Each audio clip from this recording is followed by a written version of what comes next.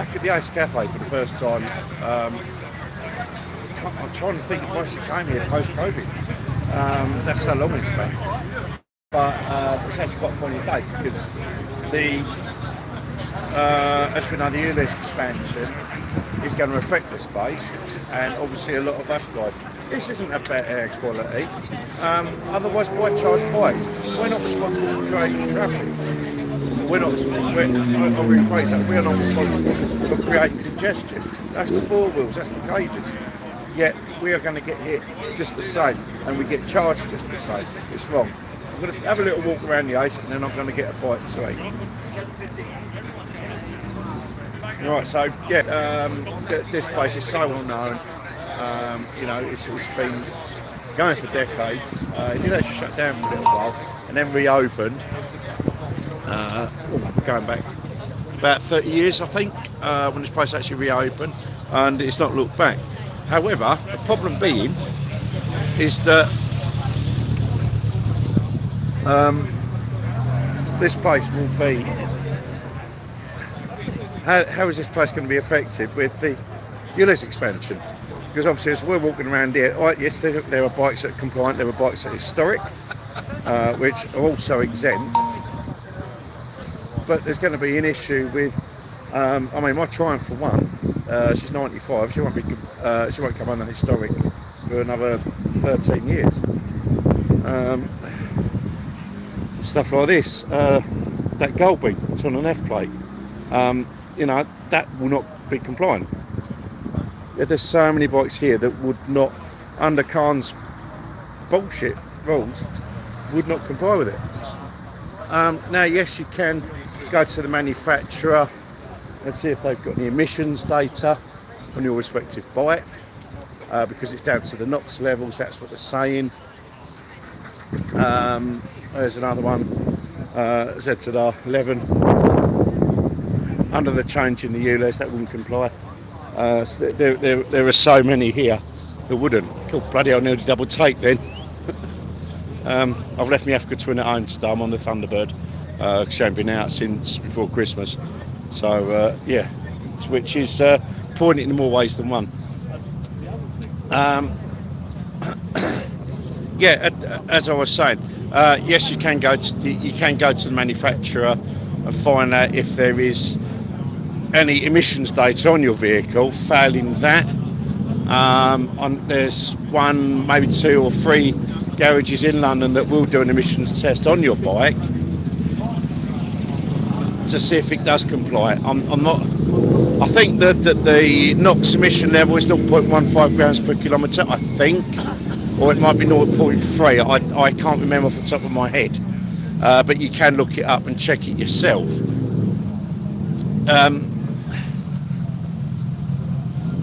But I mean that's not the point, If this is about emissions, why hit bikes? As I said right when I started, bikes aren't responsible for creating congestion. They reduce it. Therefore, there's reduced emissions. Traffic flows through it because more people use bikes. If 5% of people swapped four wheels for two, how much freer would traffic move? I don't get it. It's just it's a BS money grab. That's all it is. It's a BS money grab.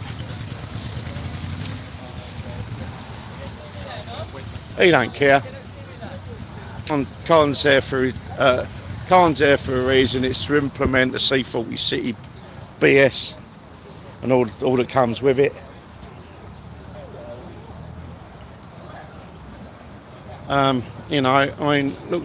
Look at these guys. This is part of traffic infrastructure. We are all almost always forgotten. In fact, over the past 20, 30 years, successive governments have made it harder to get on two wheels, especially with the A1, A2 licence thing.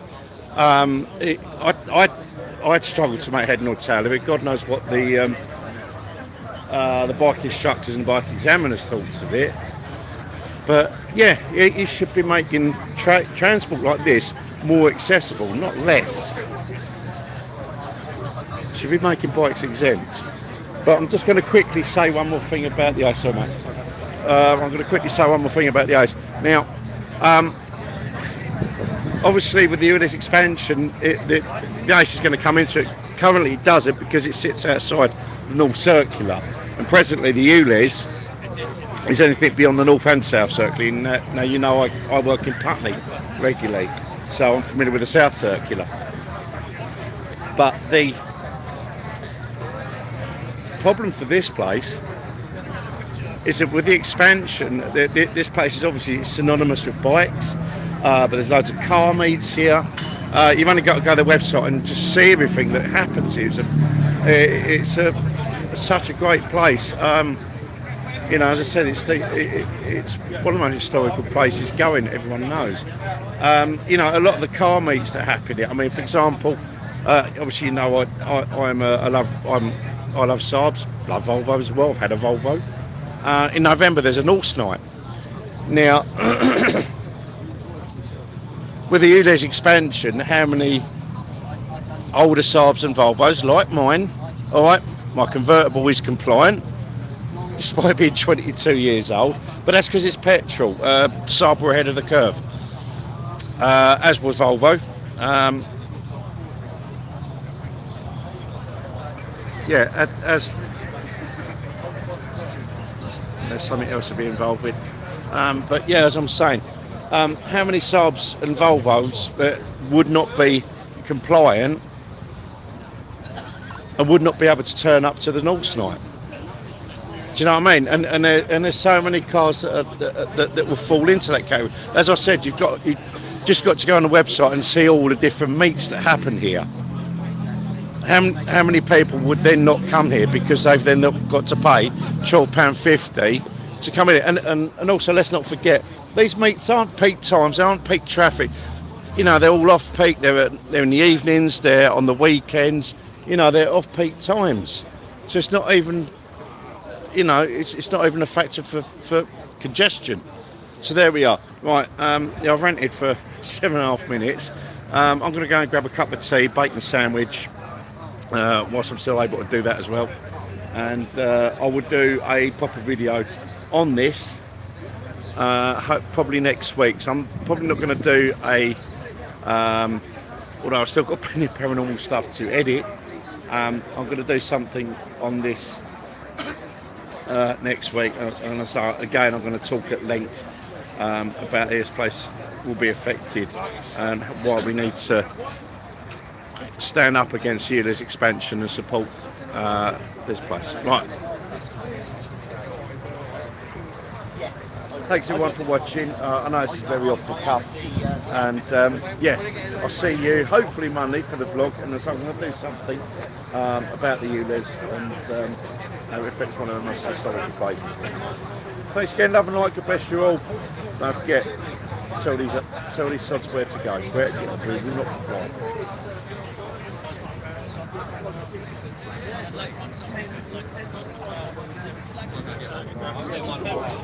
What's that going on? Hey? What's that going on? Oh, well, YouTube. Okay. Yeah, it's, I'm coming away from the paranormal stuff for a couple of days. Okay, cool. We've got some leaflets in there on the table. Okay. For you. Just about what this is about, if you want to get interested. Yeah. And also, well, that one and this one. Okay. The old one. Got all the pamphlets in there, just in case you want to put it on your website. Yeah, but yeah, cool. Thank you.